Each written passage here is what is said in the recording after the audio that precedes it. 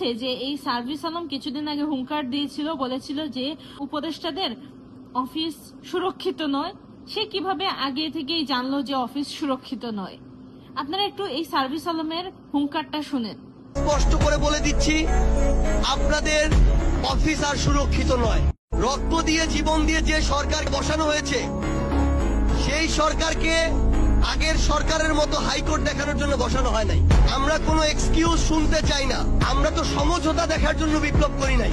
আমাদের উপদেষ্টারা এই অভ্যুত্থানের যোদ্ধা এবং শহীদ পরিবারদেরকে যদি মন থেকে ধারণ না করে, আমরা আমাদের জায়গা থেকে স্পষ্ট করে বলে দিচ্ছি, আপনাদের অফিস আর সুরক্ষিত নয়।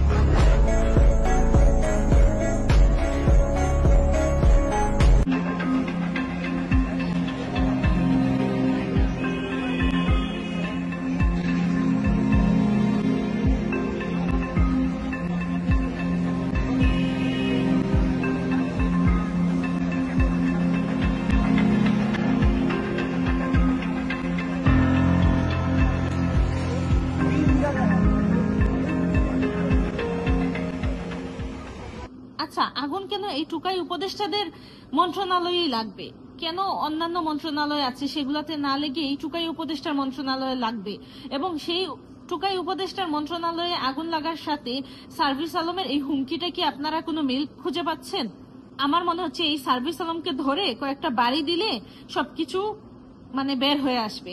আমি একটা আঞ্চলিক নাটকে দেখেছিলাম যে সেই নাটকে যখন একটা চোরকে ধরা হয়েছে, তখন সেই যে নায়ক বলতেছে যে এই চোরকে ধরে বাড়ি দেন, বাড়ি দিলে সব বের হয়ে আসবে।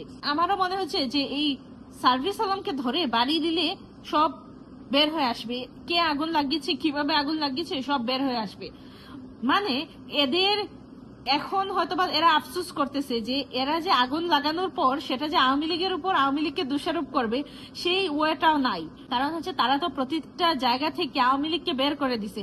প্রতিটা প্রশাসন সহ প্রতিটা জায়গা থেকে, প্রতিটা অফিস আদালত, প্রতিটা জায়গা থেকে আওয়ামী লীগকে তারা বের করে দিছে। এখন তারা আগুন লাগার পর সেটা যে আওয়ামী লীগের উপর দোষ চাপাবে, সেই সুযোগটাও নাই। এখন হয়তোবা এরা আফসোস করতেছে যে কেন আওয়ামী লীগের সবাইকে বাদ দিয়ে দিল, বা প্রশাসন বা বিভিন্ন জায়গা থেকে কেন আওয়ামী লীগের সবাইকে বাদ দিয়ে দিল। কয়েকজনকে রাখলে হয়তো ভালো হইতো। এখন সেটা বলা যেত যে আওয়ামী লীগ আগুন লাগিয়েছে। এখন তো তাদের সেই সুযোগটাও নাই। হয়তোবা এখন তারা মুখের